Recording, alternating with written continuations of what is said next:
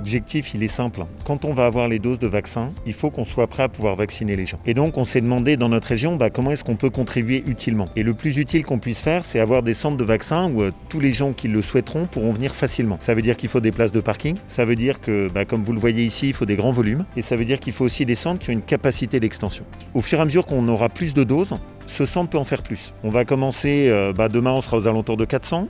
La semaine prochaine, on sera aux alentours de 600. Mais si on a plus de doses, on a un centre, on est parfaitement capable d'aller très facilement à 1000, 1500 doses de vaccins par jour. Ce centre, dès la semaine prochaine, dès le 12, ça sera 3500 vaccins hebdomadaires. Il deviendra en capacité vaccinale le premier centre du département.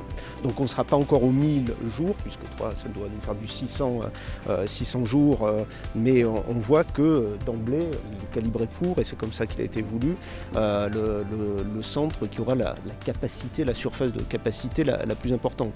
On a 12 lignes, 24, on pourra en fait 6 lignes, 12 et 24 si on veut encore s'agrandir.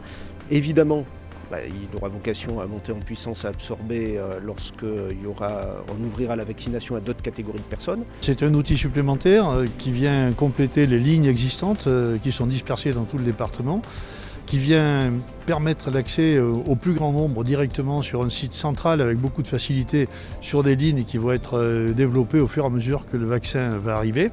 Et à l'autre bout de la chaîne, il y a la petite unité mobile de vaccination qui est là aussi. C'est une façon de dire aux Savoyards, nous approchons de vous.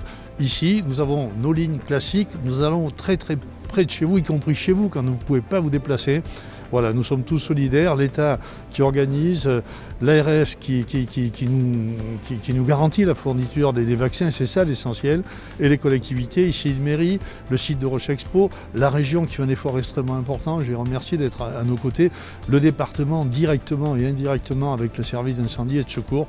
C'est une belle œuvre collective qui nous permet aujourd'hui d'avoir une vision avec un peu plus d'espérance sur la sortie de crise, parce que c'est la vaccination seule qui nous permettra d'y voir plus clair et de vivre en meilleure santé dans les mois, les semaines qui viennent, les mois qui viennent. La Roche est vraiment honorée de faire partie de ces petites villes qui s'engagent très concrètement. Donc je pense les représenter, voir un petit peu tout leur dynamisme, leur volonté de faire progresser cette campagne vaccinale. Et c'est sûr, et même certain, que c'est un ensemble d'éléments ajoutés les uns aux autres qui constituera un succès ou pas de cette opération.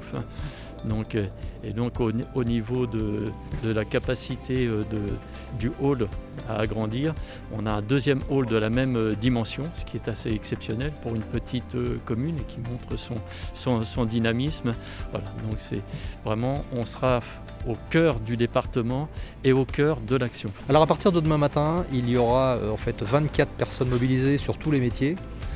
Et parmi ces 24 personnes, 16 seront originaires du SDIS. Ce sont pour l'essentiel effectivement des sapeurs-pompiers qui auront des rôles de vaccinateurs, de médecins, de pharmaciens, de logisticiens.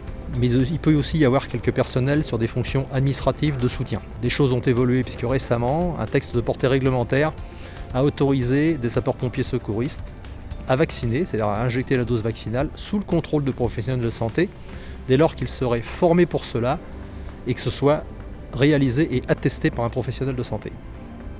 Donc on fait ça ici, on fait ça de la même manière à Alpexpo à Grenoble, on fait ça à Valence et on va essayer d'en installer à peu près dans chaque département avec la même formule à chaque fois, unir nos forces pour mieux protéger nos habitants. C'est la seule chose qu'il faut faire en ce moment.